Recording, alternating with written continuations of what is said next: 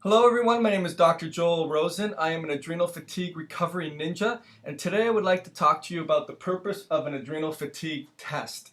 So we have different tests that are out there. There are blood tests, they take your morning cortisol, there's saliva tests, there's urine tests, and so what I find to be the best is the dried urinary total cortisol test. Short form is Dutch. It measures 4 different urine samples during the day. It measures your dinner sample, your bedtime sample when you first wake up, and 2 hours later. So we get an idea of your cortisol response and how it's working with the circadian rhythm.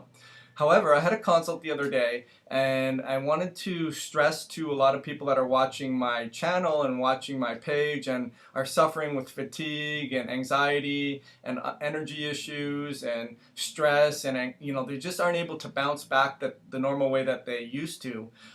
Then perhaps they're dealing with an adrenal fatigue problem. So they'll go and they'll do a test. And I wanted to tell you the purpose of doing a test. The first is really to check to see how your cortisol stress response is working, meaning your hypothalamus tells your pituitary, which tells your adrenals, to fire when there's a stressor. And we want to take a look at see how the integrity of that relationship is working. Is your clock set properly? Meaning, are you setting enough of an output when it needs to based on the time of the day? Sometimes patients have an abnormal rhythm where they are tired in the morning and they have more energy at night, or they're okay in the morning and then they crash in the middle of the day, or they have energy, then they crash, they have energy, and then they crash. So anything that doesn't look like you bound up like a baby, like a sort of champion out of bed in the morning, and then you fall asleep and hit your pillow like a baby and fall asleep all day long, all night long. Anything that's different from that, chances are there's a rhythm problem, and the cortisol urinary test will test that when it looks at the rhythm throughout the day. It also looks to see how much total output you're making. Are you making a lot? Are you making a little? Is it maladaptive? How much are you producing through a whole day? How much do you have at any one time? That's a really, really great reason why we want to do the test. So it's basically a snapshot. When you go for a trip, you hopefully have your phone. We used to have maps, but now we have Google Maps or MapQuest or whatever it may be.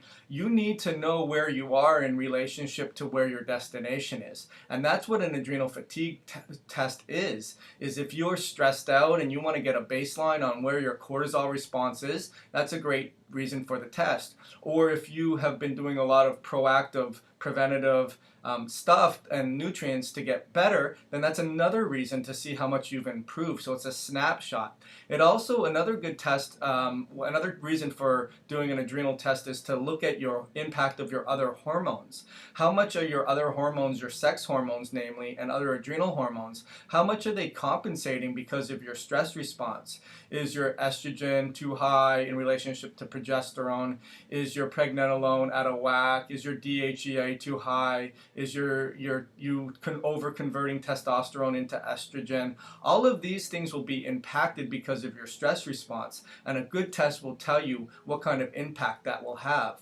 Another reason is that if you've been taking DHEA for a long time, or estrogen supplementation, or progesterone, or testosterone, it will give you a snapshot on how much you've overfilled the cup, and you don't need to be able to take those nutrients anymore. It also will tell us how your enzymes are converting and breaking down these hormones, because if your enzymes are upregulated and they're not breaking down these hormones in an optimal way, then you can becoming more inflammatory.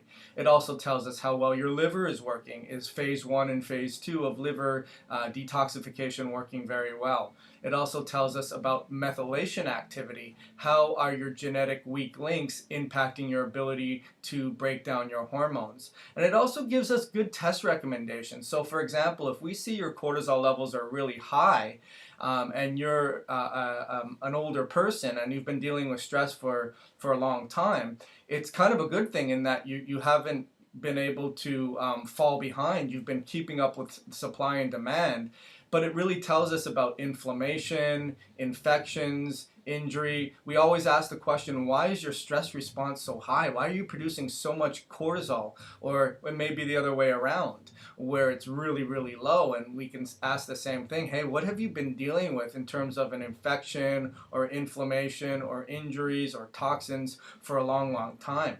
But the thing is, what it doesn't tell us what to do is it doesn't tell us what is the actual stressor. So if you have a virus, if you have Epstein-Barr, if you have heavy metal toxicities, if you have a methylation problem, if you are exposed to pesticides or molds or sprays or any chemicals, it doesn't tell us that. So don't expect for the test to tell us that.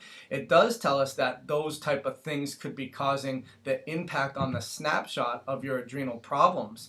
And then I'll make recommendations like, hey, maybe a viral test could be helpful, or let me see your blood work so that I can get an idea, is there a chronic stressor? Let me take a look at and see how your blood sugar is doing.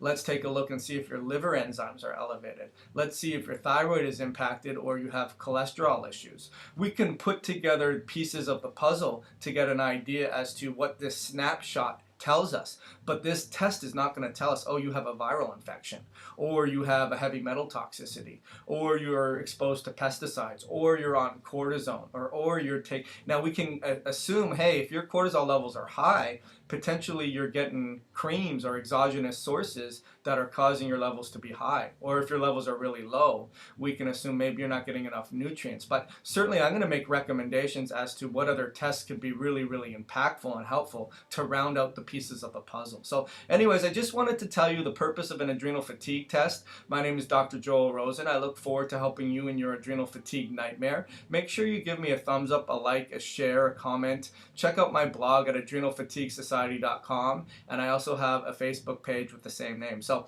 look forward to helping you recover with your adrenal fatigue nightmare. Thank you so much.